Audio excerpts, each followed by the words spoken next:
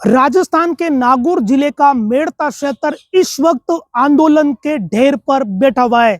ये बात मैं इसलिए कह रहा हूं क्योंकि मेड़ता क्षेत्र में पिछले काफी दिनों से कुछ मांगों को लेकर धरने प्रदर्शन हो रहे हैं और धीरे धीरे परिस्थितियां ऐसी बन रही है कि ऐसा लगता है कि मेड़ता और रिया क्षेत्र में कहीं कोई बड़ा आंदोलन नहीं हो जाए, क्योंकि उस क्षेत्र में कोई एक दो मसले नहीं बल्कि आधा दर्जन मुद्दे ऐसे हैं जो सीधे जनता से कनेक्ट है, जनता से जुड़े हुए हैं और उन्हीं मुद्दों को लेकर वहां की जनता भयंकर रूप से परेशान चल रही है।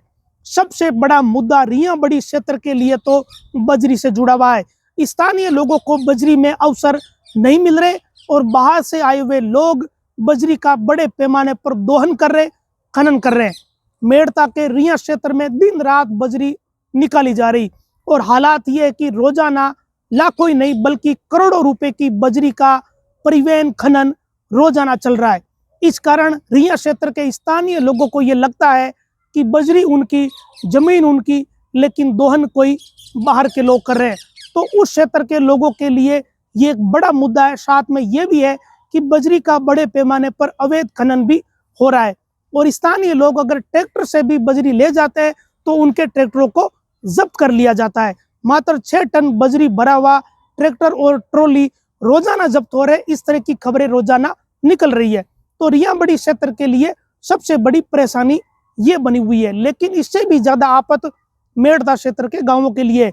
मेड़ता क्षेत्र के 76 गांवों को आदान अनुदान वाली सूची में शामिल नहीं किया, जबकि पूरे नागौर जिले में अतिवृष्टि हुई थी।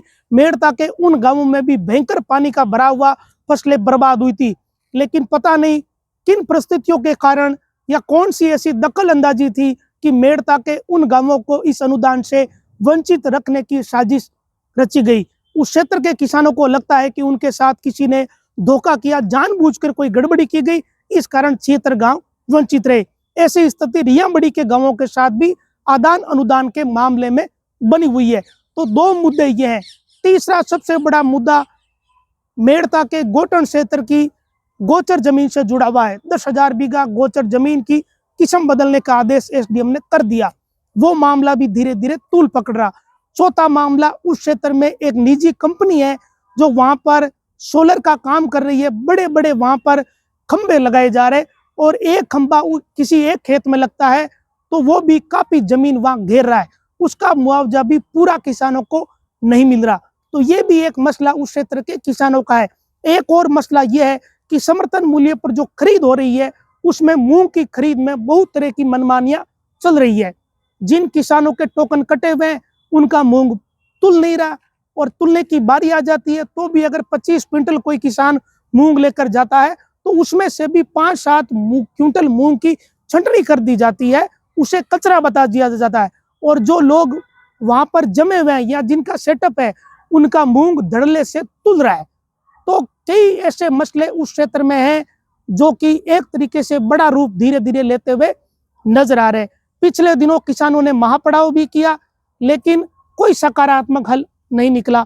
इसके अलावा मेड़ता रास रेलवे लाइन, उसमें भी बड़े पैमाने पर किसानों की जमीन का अधिग्रहण होना है और जिन खेतों से रेलवे लाइन निकलेगी उन किसानों के कई कई बीघा खेत रेलवे लाइन में चले जाएंगे।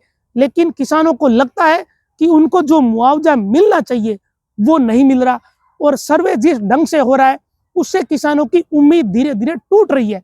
इसी कारण इन सारे मुद्दों को लेकर कई मोर्चे मेड़ता क्षेत्र में खुल चुके हैं। किसान, वहां की जो किसान संघ है, जो किसानों के नेता है, वो पहले से ही आंदोलन कर रहे हैं। उन्होंने महापड़ाव डाला, कई दिनों से उनके धरने चल रहे हैं। अनेक गांवों में जाकर किसानों ने लोगों को जागरूक किया। अब इसके बाद सांसद हनुमान बेनीवाल ने भी लगभग इन्हीं मुद्दों पर रिया बड़ी में प्रदर्शन किया और मंगलवार को फिर से वहां पर भीड़ इकट्ठा करने की चेतावनी दी है। तो एक तरीके से मेड़ता और रिया क्षेत्र इस वक्त पब्लिक के मुद्दों को लेकर, किसानों के मुद्दों को लेकर उस ढेर पर खड़ा है जो एक आंदोलन वाली स्थितियां जिसमें बनती है, वो बिल्कुल परिस्थितियां मेड़ता और रिया क्षेत्र में बनी हुई है।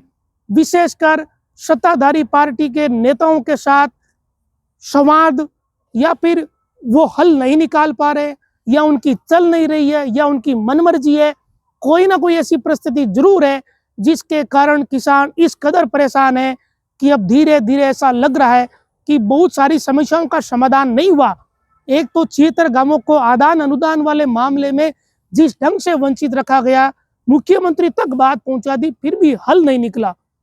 ऊपर से मेड़ता रास रेलवे लाइन में जो किसान मुआवजा मांग रहे हैं, वो अगर डिमांड पूरी नहीं हुई तो ये बड़े मसले बन सकते हैं। गोचर की 10,000 बीघा जमीन की किस्म वाला मामला भी बड़ा रूप लेने की कगार पर खड़ा है और अवैध बजरी या रियाबड़ी के लोगों को अवसर नहीं मिलना भी अपने आप में बहुत बड़ा मुद्दा है, क्योंकि इससे पहले जो बजरी खनन हो रहा था वहां बड़े पैमाने पर रिया के स्थानीय लोगों को भी अवसर मिल रहा था, उनके लिए भी रोजगार के वहां अवसर थे। लेकिन अब तो ट्रैक्टरों को जब्त किया जा रहा और जो डंपर है वो धड़ल्ले से दिन रात निकल रहे, रात में भी खनन हो रहा है, जबकि रात में खनन बैन है। ये वो सारी परिस्थितियां जिसके कारण ऐसा प्रतीत होता है कि मेड़ता और रिया आंदोलन के ढेर पर खड़े हैं। नमस्कार।